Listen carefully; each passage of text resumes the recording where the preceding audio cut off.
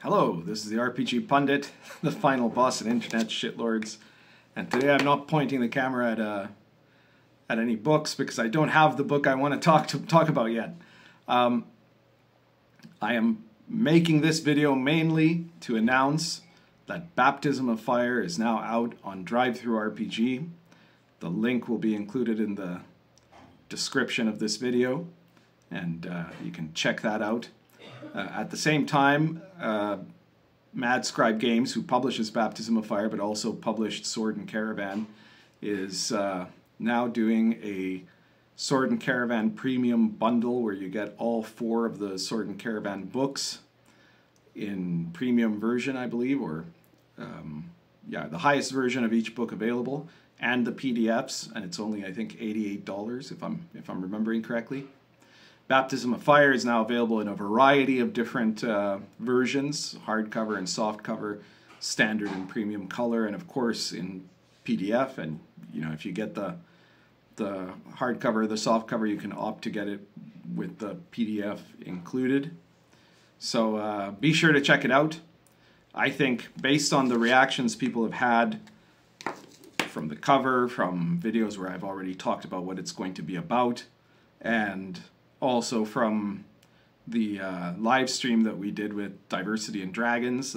That's this last live stream he did on Wednesday, where he had the PDF, and so he shared some of it during the live stream for people to see. The reactions have all been really good, and I'm pretty confident that this is going to be a very successful game. You know, it's set in an early medieval authentic setting, which makes it a bit different than the high medieval Sword and Caravan or the late medieval Dark Albion. And in many ways, as I pointed out in an earlier video, it's the experience of play is a bit closer to a more standard OSR D&D type of experience, because it has, you know, a world that is more wild, that is more monster infected, you could say, monster filled. And it's a very high adventure kind of setting, and there's tons of stuff in the book that you're going to find really useful. It's a complete rule book, and it's also a complete setting book, and the rules are essentially Lion and Dragon Expanded Edition. There's additional content that you're not going to get from Lion and Dragon, the main book. There's some minor changes. There are new classes. And there's, you know, expanded material that's brought into the Lion and Dragon rules from the Old School Companion. So you can get all that stuff in terms of rules, and then there's a very detailed setting with all the kind of random tables and stuff to help for generating adventures and for sandbox style play. There's also domain rules for if you're running a territory in PS Poland. And a couple of other interesting new rules, including some rules on generating fame or legend from your virtues and vices, which is a bit of a shout out to Red Room. And anyways, you're going to check all that out, I hope. And the thing I wanted to comment on beyond that is the question of why did I make this book, and why do I make books in general? And the answer is, even though obviously I make a full-time living off of my RPG books, that's true. I've never made an RPG book just because I think it's going to sell well. You know, I hope that all my books sell well, and most of them have. But the real reason I make it is because it's the game I want to make. You know, and it's the stuff I like and the ideas I like.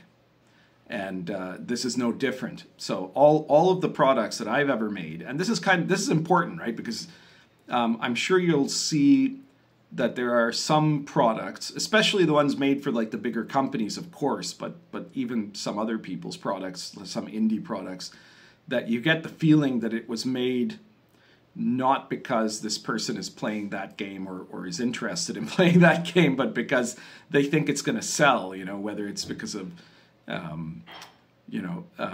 virtue signaling to a specific group, or whether it's because it's set up with the idea of hoping to tap into the market or something like that. And I've never done that. You know, all of my books are based on stuff I'm actually doing, right? There isn't a single book I've published that I haven't actually run, usually before it's published, but sometimes also after it's published. I've got ongoing campaigns right now of Sword and Caravan and the Invisible College and Baptism of Fire.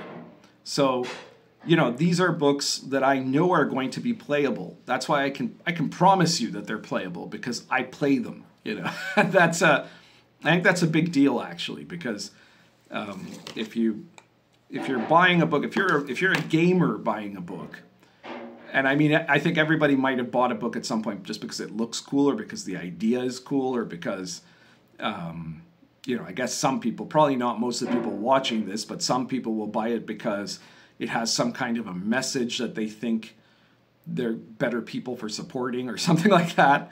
But then the books themselves are not very playable at all, you know, and sometimes it's people that have like made this system in their heads. They haven't bothered to try it out. They don't know enough about it. And so they make a game that isn't really playable.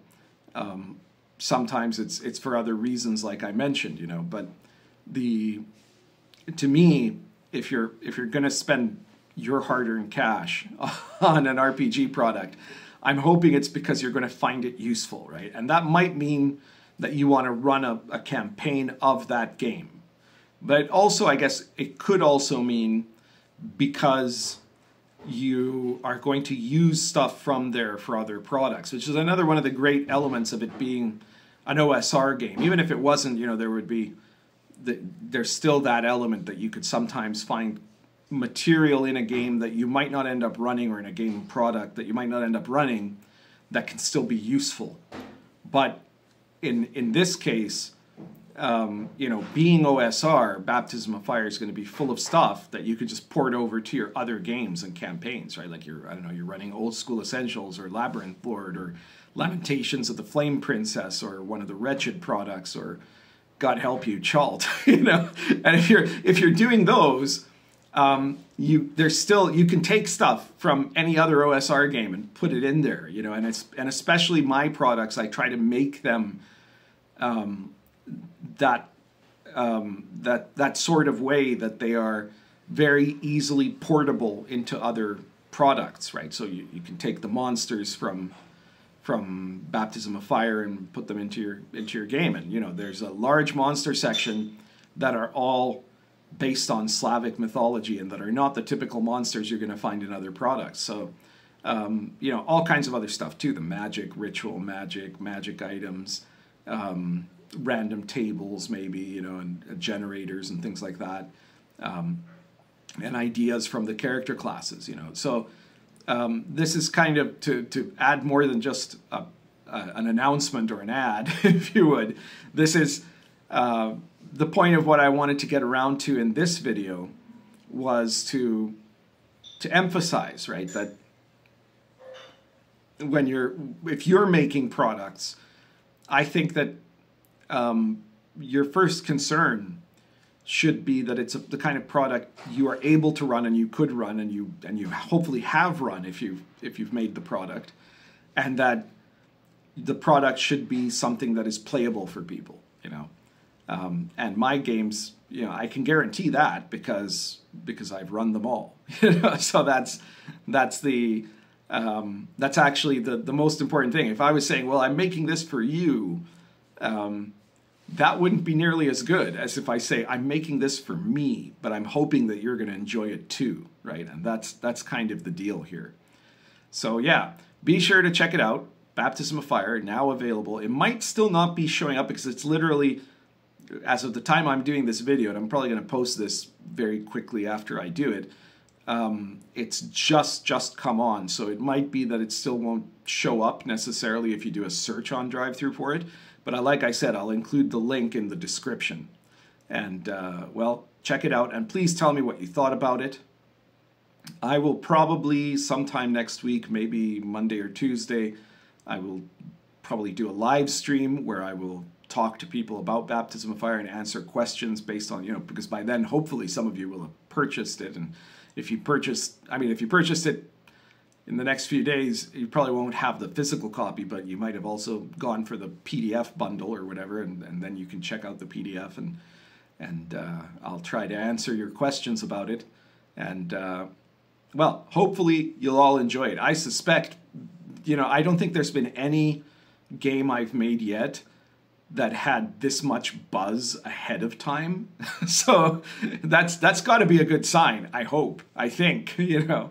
And I mean, everybody loves the cover, and it is a really great cover. But besides that, what I've been saying about it, I see that there's a lot of people that are very interested in it. So I really do hope that you all check it out. And I guess that's just about everything for you, except that, of course, this video wouldn't be complete. I'm not going to show a book, but I do have to share a meatball here.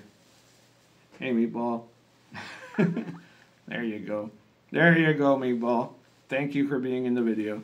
She was conveniently on my lap the whole time. Now she's a little pissed off that I picked her up.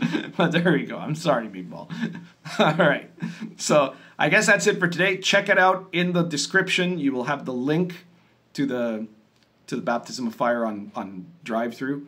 And, you know, check out all my other stuff. Please share this video anywhere you think people might be interested in it. I don't know if that, well, I mean, yeah, this video could piss people off if they don't like me and hate the fact that I keep being successful. But apart from that, there's nothing much offensive about this video. And let me know what you think if you've picked up the product. All right. I guess that's everything for today. Currently smoking. This is a Lorenzetti Half Volcano with Argento roots.